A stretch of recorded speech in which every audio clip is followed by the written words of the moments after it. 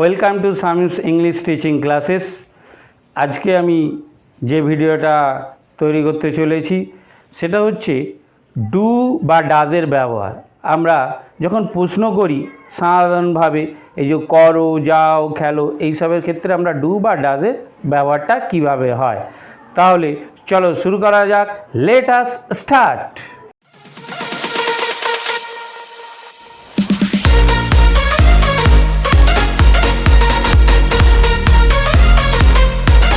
আলোচনা হচ্ছে আজকে ডু বা ডাজের ব্যবহারটা আমরা কিভাবে করব। এই যে আগের দিন বলেছিলাম যে সিম্পল প্রেজেন্টের যে ভিডিওটা ছিল, যাও, খাও, খেলো, এইগুলো আমরা থাকলে ডু বা ডাজ ব্যবহার করব। কি যদি কোনো কোশ্চেন করতে হয় তাহলে আমরা ডু ব্যবহার করব। ডুটা কখন ব্যবহার করব? সাধারণত দেখো, আমি কারোর সাথে কথা বলি, কথা বলতে গেলে আমরা কি বলি? তুমি বা আপনি। তুমি কখন স্কুলে যাও? এটুকু শুধু মাথায় রাখবে যে যাও, খাও, খেলো, এই প্রশ্নটা আমি কী করছি? আমার সামনে যে রয়েছে তাকে করছি। তার মানে আমরা তুই বা তাকে তুমি বা আপনি বলি। এর সাথে ইংলিশে কী ব্যবহার হয়? জাস্ট ডু ব্যবহার করবে। তাহলে ইউ সাবজেক্টের সাথে আমরা কি করব? ডু ব্যবহার করব। ইউ সাবজেক্টের সাথে ডু ব্যবহার করব। তাহলে যখন ইউ সাবজেক্ট থাকবে তখন আমরা কি করব? ডু ব্যবহার করব। তুমি কখন স্কুলে যাও? When do you go to school? When do you go to school? তাহলে ইউ এর সাথে কোনো ঝামেলা নেই, কি ব্যবহার করব? ডু। আনসার যেমন দেই যে আমি স্কুলে যাই সকালে, I go to school in the morning. তাহলে প্রশ্ন করতে কিন্তু অনেকেই পারে না, প্লেন আনসার কিন্তু দিতে পারে। আবার বলছি যাও, খাও, এইরকম ধরনের যদি থাকে, খায়, উন্তস্তা, একার, এইসবের ক্ষেত্রে প্রশ্ন করতে হলে যেটা আমরা বর্তমান কালে বলি, যেটা প্রেজেন্ট সব সময়ের জন্য হয়, সিম্পল প্রেজেন্ট বা প্রেজেন্ট ইনডিফিনিট টেন্স, সেটা প্রশ্ন করার জন্য কি হয়? ডু ব্যবহার করতে হয় ইউ এর সাথে। আর যদি ওই চারজন সাবজেক্ট থাকে তাহলে ডাজ ব্যবহার করতে হয়। তাহলে আমরা যে আজকে যে আলোচনাটা করছি সেটা কি নিয়ে? ডু বা ডাজ নিয়ে। কোথায় আমরা ডু বা ডাজ ব্যবহার করব এই কথাটা একটু ভালো করে আবার বুঝে নাও।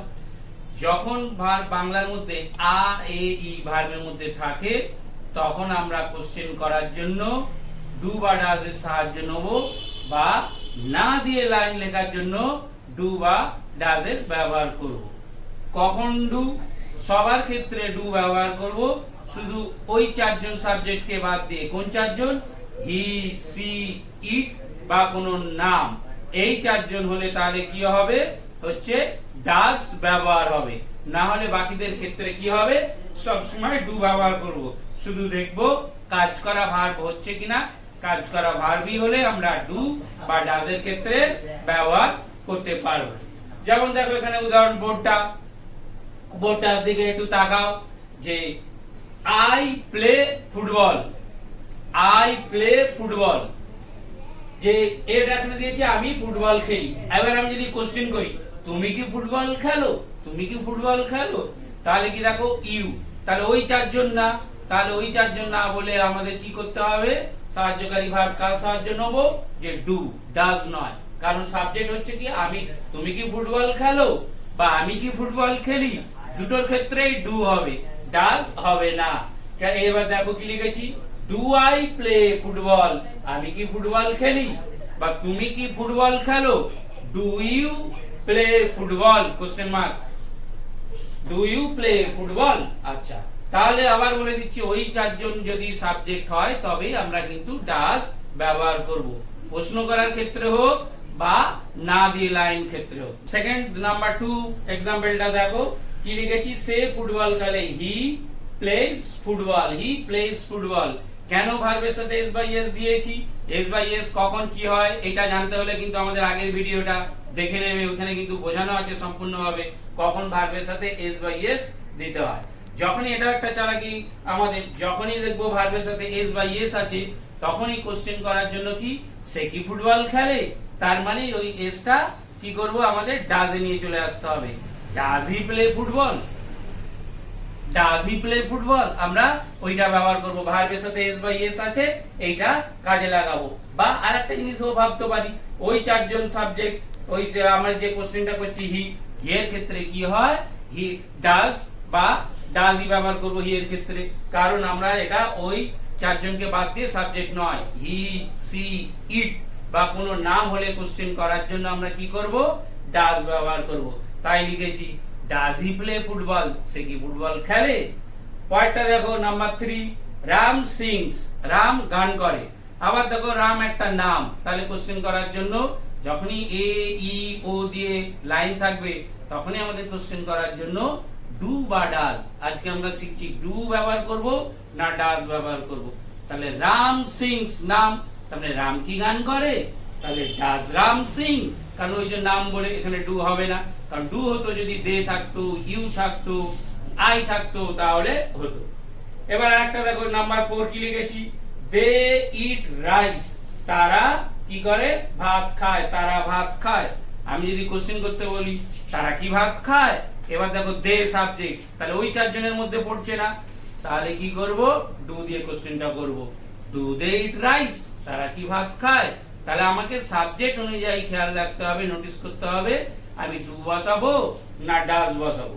এবার শুধু লাস্ট যে উদাহরণটা বলবো কি, নট ব্যবহার করার জন্য। তাহলে এখন আমার নাম্বার 5 যে এক্সাম্পলটা দিচ্ছি সেটা হচ্ছে কি, যে দেখো আমি স্কুলে যাই না, আমি এই যে আয়ের পরে ডু না ডাজ, বলো তো দেখি। আমি একটু থামছি, তোমরা আনসার দাও, তারপর আমি বলবো। এবার দেখো আমি বলছি কি হবে, ডু। কেন, ওই চারজন সাবজেক্ট পড়েনি। ওই চারজন বলতে কোন চারজন, হি সি ইট বা কোনো নাম, ওই চারজন পড়েনি বলে তাই কি বলতে হবে, I don't go to school. এটা যদি থাকতো সেই স্কুলে যায় না, পরে এক্সাম্পলটাই তাই দিয়েছি হি, তাহলে ওই চারজন পড়ে যাচ্ছে, তাহলে কি দেবো, he does not go to school. কারণ আমরা ঠিক করতে পারি না ডু দেবো কি না ডাজ দেবো। তাহলে যেটা বলে দিলাম যে হচ্ছে হি সি ইট বা কোনো নাম, এইটার ক্ষেত্রে কি ব্যবহার করব, ডাজ। বাকি আদারদের ক্ষেত্রে কি ব্যবহার করব, ডু। কখন, যদি বাংলা ভার্বের মধ্যে খাই, খায়, খাও, মানে একার ওকার, এটা আগের ভিডিওটা দেখে নেবে টেন্সের। অ্যাকচুয়ালি এটাকে বলা হয়, আমি টেন্সের নাম বলিনি তবু লাস্টে একবার বললাম, সিম্পল প্রেজেন্ট টেন্স। সেই ক্ষেত্রে এটা আমরা ব্যবহার করি। আশা করি সবাই বুঝতে পেরেছো। এরপরে আমরা দুজন, আমি আর আমার যে স্টুডেন্ট, কনভারসেশনটা করব, সেটা তোমরা দেখে দেখবে যে ও কেমন বুঝলো। Nice to meet you. Nice to meet you too. Would I ask some questions to Yes, you? surely. What's your name? My name is Sridham Chakraborty. Oh. When do you get up in the morning? I get up in the morning at 5 a.m. 5 a.m. Yes. Do you go to morning walk regularly? Yes, I go to morning walk regularly. Oh, nice. When do you come back from there? I come back at 8 a.m. 8 a.m. Do you go to market in the morning? No, I don't go to market. My father goes to market. Oh, your father. Yes. When does he go to market? He goes to market at 10 a.m. 10 a.m. Do you go to play in the evening? No, I don't play any game. Hmm. Do you learn spoken English? Yes, I learn spoken English. Where? I learn spoken English at Samin's English teaching batch. Oh, very nice. Thank you. Welcome. করলাম just বোঝানোর জন্য, যাতে কি এতে আমরা শুধু do আর ডাজের ব্যবহারটাই করেছি। আমি ওকে প্রশ্ন করেছি, কোশ্চেন করেছি, এই জন্য তুমি, কখন, তুমি, ইউ, তাহলে ওর সাথে ডু ব্যবহার করেছি।